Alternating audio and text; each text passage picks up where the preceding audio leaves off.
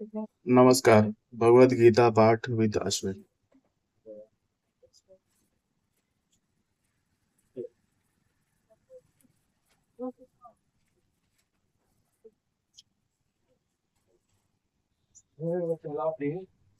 सबसे पहले आता है पृष्ठभूमि। यद्यपि भगवत गीता का व्यापक प्रसारण और पाठ होता रहा है, किंतु मूलतः यह संस्कृत महाकाव्य महाभारत की एक घटना रूप काव्य है। महाभारत में वर्तमान कलयुग तक की घटनाओं का विवरण मिलता है। इसी युग के प्रारंभ में, आज से लगभग 5,000 वर्ष पूर्व, भगवान कृष्ण ने अपने मित्र तथा भक्त अर्जुन को भगवत गीता सुनाई थी। उनकी यह वार्ता, जो मानव इतिहास की सबसे महान दार्शनिक तथा धार्मिक वार्ता है, उस महायुद्ध के शुभारंभ के पूर्व हुई, जो धृतराष्ट्र के 100 पुत्रों तथा उनके चचेरे भाई पांडवों के मध्य होने वाला था। धृतराष्ट्र तथा पांडु भाई भाई थे, जिनका जन्म कुरु वंश में हुआ था, और जो राजा भरत के वंशज थे, जिनके नाम पर ही महाभारत नाम पड़ा। चूंकि बड़ा भाई धृतराष्ट्र जन्म से अंधा था, अतएव राज सिंहासन उसे न मिलकर उसके छोटे भाई पांडु को मिला। पांडु की मृत्यु बहुत ही कम उम्र आयु में हो गई, अतएव उसके 5 पुत्र युधिष्ठिर, भीम, अर्जुन, नकुल और सहदेव धृतराष्ट्र की देखरेख में रख दिए गए, क्योंकि उसे कुछ काल के लिए राजा बना दिया गया था। इस तरह धृतराष्ट्र तथा पांडु के पुत्र एक ही राजमहल में बड़े हुए। दोनों ही को गुरु द्रोण द्वारा सैन्य कला का प्रशिक्षण दिया गया, और पूज्य भीष्म पितामह उन्हें सलाह देते रहे। इतने पर भी धृतराष्ट्र का सबसे बड़ा पुत्र दुर्योधन पांडवों से घृणा और ईर्ष्या करता था, और अंधा तथा दुर्बल हृदय धृतराष्ट्र पांडव पुत्रों के बजाय अपने पुत्रों को राज्य का उत्तराधिकारी बनाना चाहता था। इस तरह धृतराष्ट्र के परामर्श से दुर्योधन ने पांडु के युवा पुत्रों को जान से मार डालने का षड्यंत्र रचा। 5 पांडव अपने चाचा विदुर तथा अपने ममेरे भाई कृष्ण की संरक्षण में रहने के कारण अपने प्राणों की रक्षा करते रहे। कृष्ण कोई सामान्य व्यक्ति नहीं, अपितु साक्षात परम ईश्वर है, जिन्होंने इस धराधाम में अवतार लिया था, और अब एक राजकुमार की भूमिका अदा कर रहे थे। वे पांडु की पत्नी कुंती तथा या प्रीता के भतीजे थे। इस तरह संबंधी के रूप में तथा धर्म के पालक होने के कारण वे पांडु पुत्रों का पक्ष लेते रहे और उनकी रक्षा करते रहे।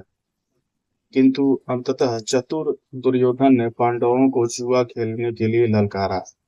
उस निर्णायक स्पर्धा में दुर्योधन तथा उसके भाइयों ने पांडवों की सती पत्नी द्रौपदी पर अपना अधिकार प्राप्त कर लिया, और फिर उसे राजाओं और राजकुमारों की सभा के मध्य निर्वस्त्र करने का प्रयास किया। कृष्ण के दैवी हस्तक्षेप से उसकी रक्षा हो सकी, किंतु जुए में हार जाने के कारण पांडवों को अपने राज्य से हाथ धोना पड़ा, और 13 वर्ष तक वनवास के लिए जाना पड़ा। वनवास से लौटकर पांडवों ने दुर्योधन से अपना राज्य मांगा, किंतु उसने देने से इनकार कर दिया। 5 पांडवों के पांडवों ने अंत में अपना पूरा राज्य न मांग कर केवल 5 गांवों की मांग रखी, किंतु दुर्योधन सुई की नोक पर भी भूमि देने के लिए राजी नहीं हुआ। अभी तक तो पांडव सहनशील बने रहे, किंतु अब उनके लिए युद्ध करना आवश्यक भावी हो गया। विश्व भर के राजकुमारों में से कुछ धृतराष्ट्र के पुत्रों के पक्ष में थे, तो कुछ पांडवों के पक्ष में। उस समय कृष्ण पांडव पुत्रों के संदेश वाहक बनकर शांति की याचना के लिए धृतराष्ट्र के दरबार में गए। जब उनकी याचना अस्वीकृत हो गई, तो युद्ध निश्चित था। अंततः सचित्र 5 पांडवों ने कृष्ण को भगवान के रूप में पहचान लिया था, किंतु धृतराष्ट्र के दुष्ट पुत्र उन्हें नहीं समझ पाए थे।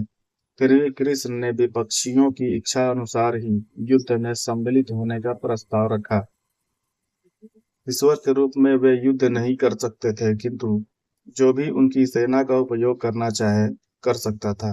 राजनीति में कुशल दुर्योधन ने कृष्ण की सेना झपट ली, जबकि पांडवों ने कृष्ण को लिया। इस प्रकार कृष्ण अर्जुन के साथी बने और उन्होंने उस सुप्रसिद्ध धनुर्धर का रथ हाँकना स्वीकार किया।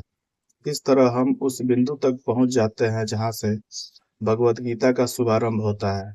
दोनों ओर की सेनाएं युद्ध के लिए तैयार खड़ी है और धृतराष्ट्र अपने सचिव संजय से पूछ रहा है कि उन सेनाओं ने क्या किया। इस तरह सारी पृष्ठभूमि तैयार है। आवश्यकता है केवल इस अनुवाद तथा भाष्य के विषय में संक्षिप्त टिप्पणी की। भगवत गीता के अंग्रेजी अनुवादकों में यह सामान्य प्रवृत्ति पाई जाती है कि वे अपनी विचारधारा तथा दर्शन को स्थान देने के लिए कृष्ण को ताक पर रख देते हैं। वे महाभारत के इतिहास को पौराणिक कथा मानकर कृष्ण को निमित्त बताते हैं।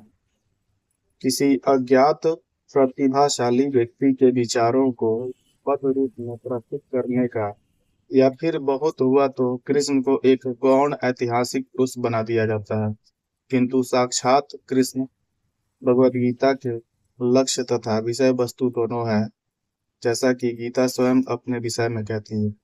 अतः यह अनुवाद तथा इसी के साथ दिया हुआ भाष्य पाठक को कृष्ण की ओर निर्देशित करता है, उनसे दूर नहीं ले जाता। इस दृष्टि से भगवत गीता यथारूप अनुपम है। साथ ही इसकी सबसे बड़ी विशेषता यह है कि इस तरह यह पूर्णतया ग्राम्य तथा संगत बन जाती है कि गीता के वक्ता एवं उसी के साथ चरम लक्ष्य ही स्वयं कृष्ण।